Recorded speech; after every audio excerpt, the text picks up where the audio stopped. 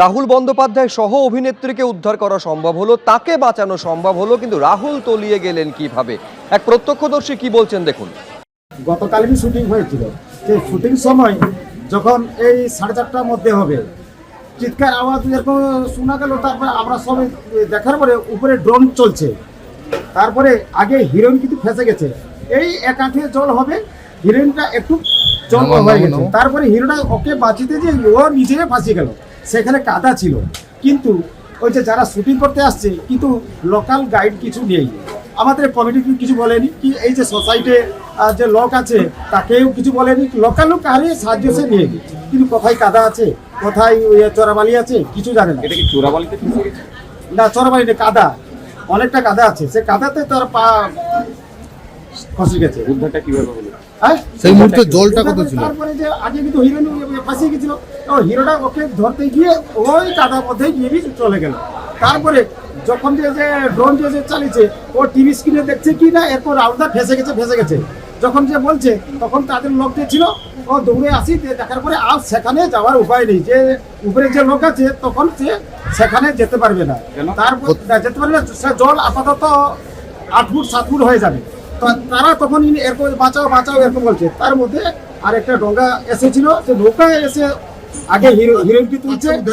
হ্যাঁ, আগে হিরোইনকে তুলছে, তারপরে হিরোকে তুলছে। হিরোকে যে লাস্টে উঠেছে, দেখার পরে অনেকটা জল খেয়ে গেছে। তখন যে টিপি করে অনেকটা জল বের করেছে। হ্যাঁ, বেঁচেছিল, এখানে আসার পরে বেঁচেছিল, চিৎকার করেছিল, ঝাঁটপিটি এরকম হচ্ছিল। তারপরে হসপিটাল নিয়ে গেল, তারপরে শুনতে পেলাম যে ও সেখানে ডেড করে গেছে।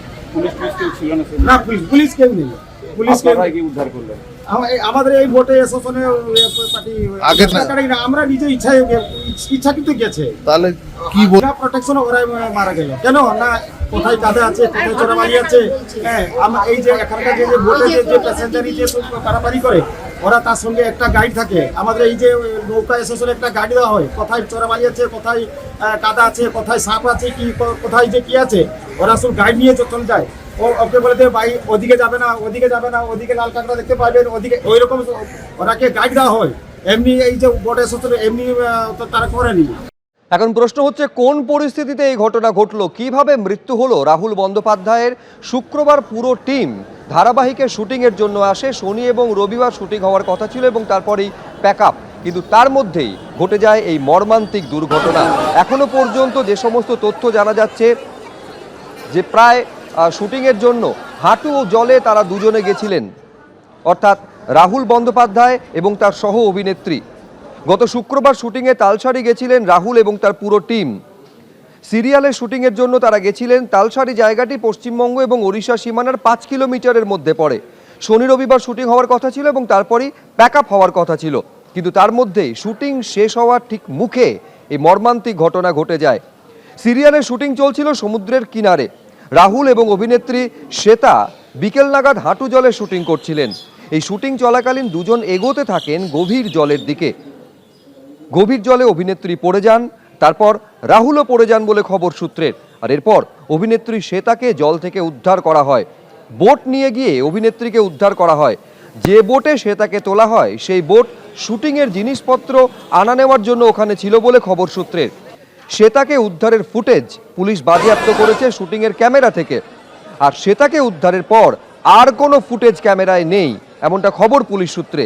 আর এখানেই প্রশ্ন, শ্বেতাকে উদ্ধার করা হলেও রাহুলকে উদ্ধার করা সম্ভব হলো না কেন? জলে কিভাবে তলিয়ে গেলেন রাহুল? বেশ কিছুক্ষণ রাহুল জলের তলায় ছিলেন বলে খবর পুলিশ সূত্রে। উদ্ধারের পর জল থেকে তুলে রাহুলকে ওপরে নিয়ে এসে গাড়িতে করে হাসপাতালে নিয়ে যাওয়া হয়, আর সেখানেই ব্রড ডেড অর্থাৎ মৃত বলে ঘোষণা করেন চিকিৎসকেরা। এই যে ছবি আপনারা দেখতে পাচ্ছেন, বিজয়গড়ে রাহুল বন্দ্যোপাধ্যায়ের দেহ থেকে রাহুল বন্দ্যোপাধ্যায়ের বাড়ি থেকে তার দেহ যখন সব দেহবাহী শকটে তোলা হচ্ছে, সেই সময়ের ছবি। এবং এখান থেকে দেহ সরাসরি নিয়ে যাওয়া হবে কেওড়াতলা মহাশ্মশানে, যেখানে তার শেষকৃত্য সম্পন্ন হবে। এবিপি আনন্দ, এগিয়ে থাকে, এগিয়ে রাখে।